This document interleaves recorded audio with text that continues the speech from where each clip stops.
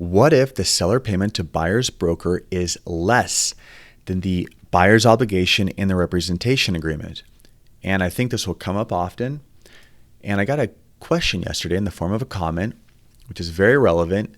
And it asks, if a buyer signs a BRBC at 2.5% to his agent, but the seller only pays 2% and the buyer doesn't have the additional 0.5%, which is the difference, how is that addressed on this form and going forward in the offer? Well, let's start at an offer.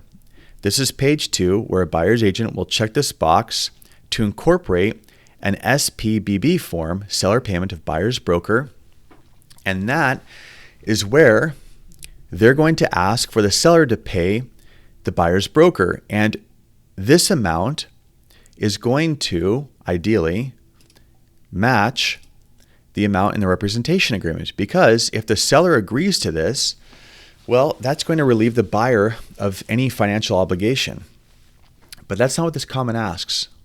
This comment says, what if the buyer doesn't have the additional 0.5%, or for whatever reason, the buyer can't come up with it, or you don't want to charge the buyer? Because the buyer's on the hook for the difference. I mean, it can be as simple as you just have the seller pay 2% and the buyer pays the other 0.5% to make your 2.5% whole, and you're done. I mean, it's really that simple. But the comment's asking, well, what if you don't want the buyer to be on the hook? Well, you'll use this form, modification of terms. And this is specifically for the buyer representation agreement, CAR form MT-BR. There's another MT form for listing agreements if you want to modify the terms of a listing agreement. But this one's made specifically for the representation agreement. And you'll put the date of the representation agreement here, name of the brokerage, name of your buyer, and the change, one small change. And we put in here some verbiage from 2.5% to 2% of the acquisition price. Buyer's going to sign, you're going to sign, and that's it. That will eliminate the difference. Now, because this SPBB form obligates you to give a copy of the BRBC to the seller, you should give a copy of this to the seller. I don't think it should have any impact on the seller's thinking, or they should have an opinion one way or another, because it's just an advisory. Now, this needs to be done after the fact.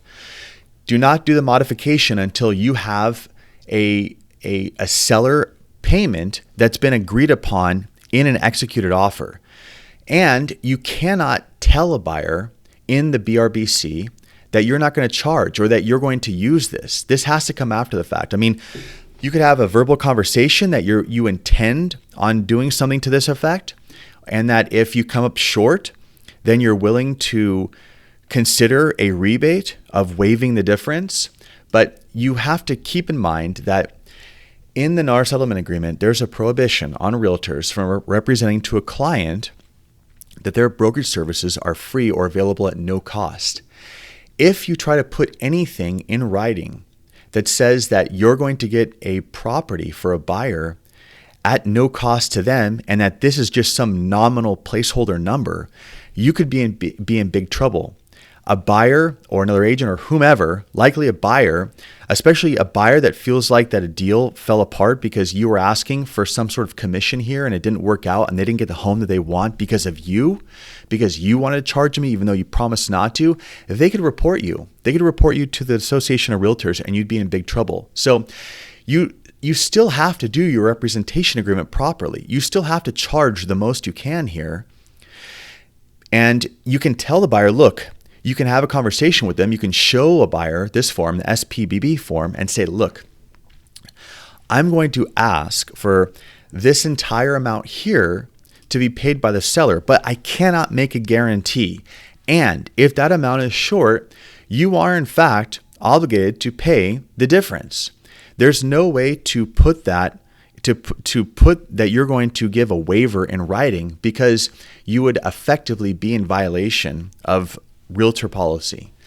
So instead you can say, listen, should the scenario arise in which the seller's payment to buyer's broker is not enough to cover the entire amount owed, we can discuss a rebate or we can do a waiver. And how you're doing it is basically a modification of terms that must come after the fact. That must come after you've already negotiated the seller payment to buyer's broker.